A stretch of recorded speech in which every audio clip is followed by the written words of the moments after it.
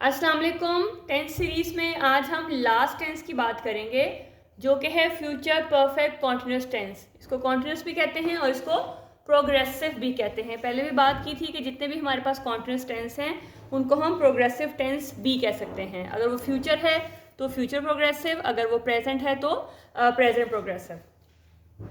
चलिए अब इसके डेफिनेशन और इसके स्ट्रक्चर पे जाने से पहले इसके कॉन्सेप्ट को समझते हैं, क्योंकि हमने टेंस को रटा नहीं लगाया, हमने उसके नाम से उसको ड्राइव किया है, उसके नाम से हमने उसको पहचान जो है उसको रखी है और साथ में हमने कॉन्सेप्ट के साथ उसको पढ़ा है। तो देखिए आपके सामने एक टाइम लाइन है जिसमें अभी जो टाइम है वो है प्रेजेंट, जो गुजर गया वो पास्ट और जो आने वाला है वो है फ्यूचर। बात हमने करनी है फ्यूचर परफेक्ट कॉन्टिन्यूस टेंस की। फ्यूचर मतलब आने वाला, परफेक्ट मतलब कंप्लीट, कंप्लीट भी और कॉन्टिन्यूस मतलब जारी भी, मतलब वो कंप्लीट भी होगा और जारी भी होगा, और होगा का वो आने वाले टाइम में। बात को बहुत ध्यान से समझना है। बेसिकली ये जो टेंस है ये इतना कॉमन यूज़ नहीं होता, लेकिन क्योंकि ये उसका एक हिस्सा है इसलिए करना हमारे लिए लाजमी है। तो चलिए कॉन्सेप्ट देखते हैं। ये मैंने आपके सामने टाइम लाइन बना दी। अब आपने सिर्फ सिचुएशन को समझना है। सिचुएशन ये है कि आपके पास फ्यूचर में कोई भी आपके पास टाइम है, फ्यूचर में कोई भी टाइम है आपके पास। अब एक एक्शन है जिसने यहाँ पे आके एंड होना है, मतलब वो यहाँ तक आएगा, उसके बाद कंटिन्यू रहे या ना रहे वो एक अलग चीज़ है। मतलब उसने इस पॉइंट तक आपके पास आना ही आना है। अब उसकी जो ड्यूरेशन है या उसका कह लीजिए उसका स्टार्टिंग पॉइंट है वो फ्यूचर में भी हो सकता है, वो प्रेजेंट में भी हो सकता है, वो पास्ट से भी हो सकता है।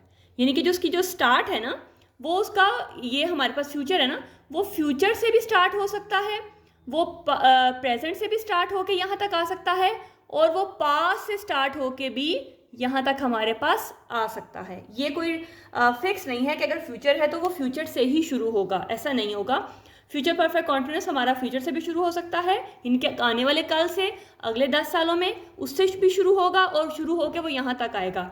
अभी जहाँ पे मैं खड़ी हूँ यहाँ से अगर मैं बात शुरू करती हूँ तो वो यहाँ तक जाएगा। अगर हम पिछली बात करते हैं तो भी वो यहाँ से शुरू होकर उसने यहाँ तक आना लाजमी है। फॉर एग्जाम्पल समझेंगे तो आपको ज़्यादा बेहतर समझ आ जाएगी।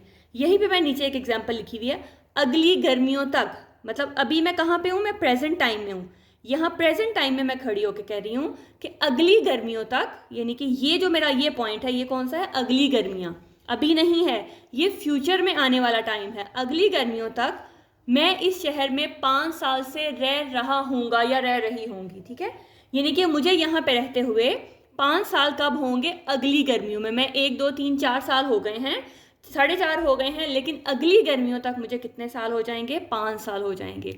तो यहाँ पे जब हमारे पास ऐसी सिचुएशन आएगी कि जहाँ पे हमारे पास जो पॉइंट है वो फ्यूचर में हो और उसकी जो कॉन्टीन्यूटी है वो कहीं से भी हो सकती है, वो प्रेजेंट से भी, फ्यूचर से भी और पास्ट से भी, लेकिन उसका जो टाइम है, जो उसका एक कह लें कि जो उसके आके रुकना है, उसके बाद वो जारी रहे या ना रहे वो एक अलग चीज़ है, वो यहाँ तक आपके पास आनी चाहिए, ठीक है। तो अगली गर्मियों तक ये आपका फ्यूचर में आने वाला पॉइंट है। मैं इस शहर में 5 साल से रह रहा हूँगा, तो यहाँ पे ये मेरा पीछे से कंटिन्यू होता हुआ आ रहा है और यहाँ पे आके मुकम्मल हो रहा है। इसके बाद ज़ाहिर है ये तो नहीं कि मैंने छोड़ देना है या 6वां साल नहीं होना, 7वां साल नहीं होना, तो ये फिर आगे भी चलेगा, ठीक है। अगर वो कहीं और मूव कर जाता है तो डेफिनेटली फिर यहाँ पे वो स्टॉप हो जाएगा। तो ये एक अलग चीज़ है कि वो कंटिन्यू रहे या ना रहे, लेकिन यहाँ तक उसका आना लाजमी है। अब डेफिनेशन देखें और मजीद एग्जाम्पल जब आप देखेंगे तो ज़्यादा आपको क्लियर हो जाएगा। It is use to describe an ongoing action. Ongoing देखें, रह रहा हूँगा 5 साल से, यानी कि पीछे से ऑन गोइंग है, and will continue up to a specified point in the future. ये आपका वो स्पेसिफाइड पॉइंट है जो कि फ्यूचर में है, ठीक है। एम्फेसाइजिंग ड्यूरेशन एंड कॉन्टिन्यूटी, आपका जो यहाँ पे जोर है, जो एम्फेसिस है वो किसकी है, ड्यूरेशन पे। ये आपका 5 साल और यहाँ पे आपकी कॉन्टिन्यूटी, मतलब वो 5 साल से यहाँ पे रह रहा होगा, ठीक है। तो ये जो आपके पास सिचुएशन बनेगी इस तरह से, जिसमें आपने फ्यूचर टाइम भी शो करवाना है और कॉन्टिन्यूटी भी बतानी है कि किस ड्यूरेशन के साथ आप वहाँ पे वो काम कर रहे होगे, रह रहे होगे, खा रहे होगे, जो भी है, लेकिन वहाँ पे आपका फ्यूचर पॉइंट भी आना लाजमी है। तो ये सिचुएशन आपके पास होगी फ्यूचर परफेक्ट कॉन्टिन्यूस टेंस। इसका आप स्ट्रक्चर देखिएगा ज़रा, फिर हम इसको ट्रांसलेट करते हैं। वही सेम हमारा स्ट्रक्चर सब्जेक्ट से डेफिनेटली स्टार्ट होना ही है। यहाँ पे आप लगाओगे विल हैव बीन। शेल मैंने आपको बताया कि शेल हम यूज़ नहीं करते हैं, तो यहाँ पे आपने सिर्फ विल ही लगाना है। विल हैव बीन प्लस जो हमारे पास कॉन्टिन्यूस होते हैं वो उसमें हम प्रेजेंट पार्टिसिपल या फिर हम V1 प्लस ING भी उसको कह सकते हैं, ठीक है। और ऑब्जेक्ट और साथ में आपका टाइम रेफरेंस, साथ में आपका टाइम रेफरेंस। यहाँ पे आप सिंस को यूज़ नहीं करते हैं क्योंकि सिंस आपका होता है जस्ट पॉइंट ऑफ टाइम, लेकिन यहाँ पे हमने ड्यूरेशन शो करवानी होती है, हमने पॉइंट ऑफ टाइम शो नहीं करवाना होता, और वो हम प्रेजेंट और पास्ट के लिए यूज़ करते हैं। तो जब हमने सिर्फ फ्यूचर परफेक्ट कॉन्टिन्यूस को शो करवाना है तो फिर हमने वहाँ पे फॉर का यूज़ करना है, वहाँ पे हमने सिंस को यूज़ नहीं करना, क्योंकि हमने बताना है कि मैं मतलब अगली गर्मियों तक मुझे 5 साल हो जाएंगे यहाँ पे रहते हुए। हम ये बता रहे हैं कि मैं 5 साल से यहाँ रह रहा हूँगा। शाम 5 बजे तक मैं 3 घंटे से पढ़ रहा हूँगा। ये 3 घंटे मतलब उसको 5 बजे जो हैं, जब 5 बजेंगे शाम के, जो अभी नहीं आया, देखें जैसे मैंने आपको बताया था कि उसकी जो स्टार्टिंग पॉइंट है वो कहीं से भी हो सकता है, वो पास से भी हो सकता है, उसका जो लिंक है पास से भी हो सकता है, प्रेजेंट से भी और आने वाले कल से भी। तो यहाँ देखें शाम 5 बजे तक, यहाँ पे वो अभी वो 5 नहीं बजे हैं, ठीक है, अभी वो टाइम नहीं आया। वो कह रहा है कि शाम 5 बजे तक मैं 3 घंटे से पढ़ रहा हूँगा।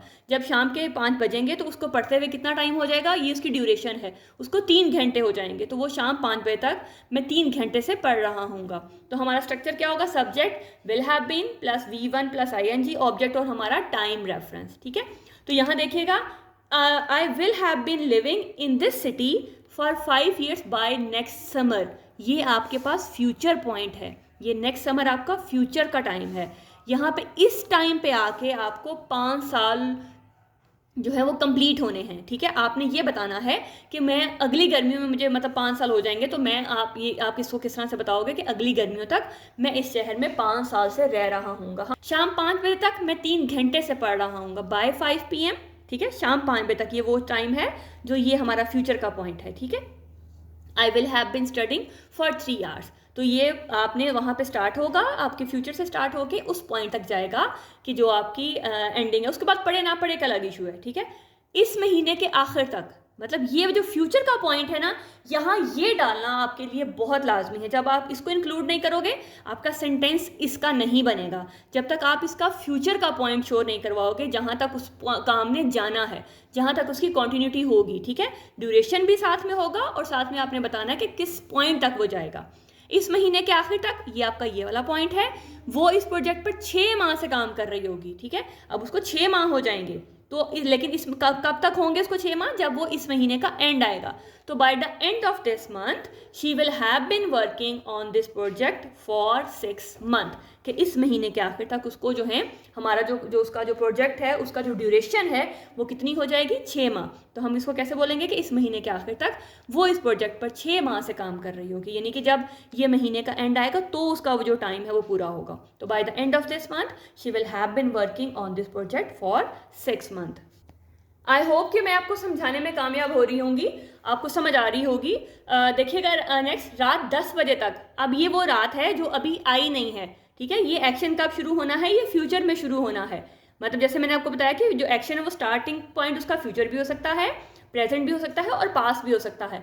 तो रात 10 बजे तक वो 2 घंटे से सो रही होगी। अब रात 10 बजे जब बजेंगे तो उससे पहले उसको मतलब 2 घंटे हो जाएंगे। तो 10 बजे जब 10 बजने हैं तो वो 2 घंटे हो जाएंगे उसको।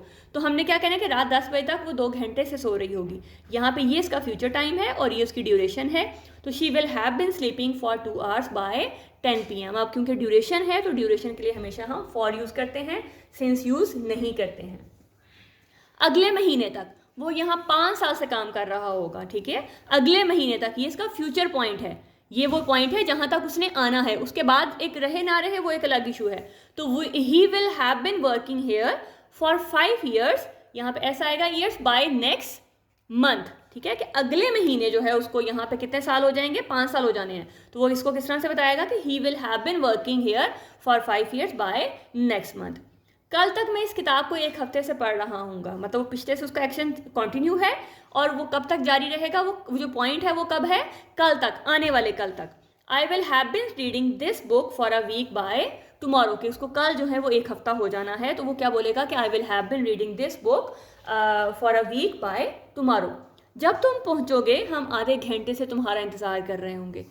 We will have been waiting for you for half an hour by the time you arrive. ठीक है, कि जब तुम पहुंचोगे तो हमें जो टाइम है हमारा वो आधा घंटा हो गया होगा। तो हम इसको किस तरह से बोलना है हमने कि we will have been waiting for you for half an hour by the time you arrive. तो मैंने आपको पहले बताया था कि जब हम फ्यूचर की बात करते हैं तो एक पार्ट हमारे पास हमेशा प्रेजेंट का होता है, दूसरा हम जिस टेंस में अगर सिंपल फ्यूचर है, कॉन्टिन्यूस है, तो हम उसको लगाएंगे।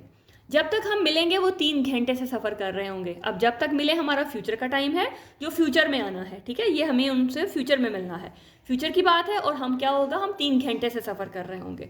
दे विल हैव बिन ट्रैवलिंग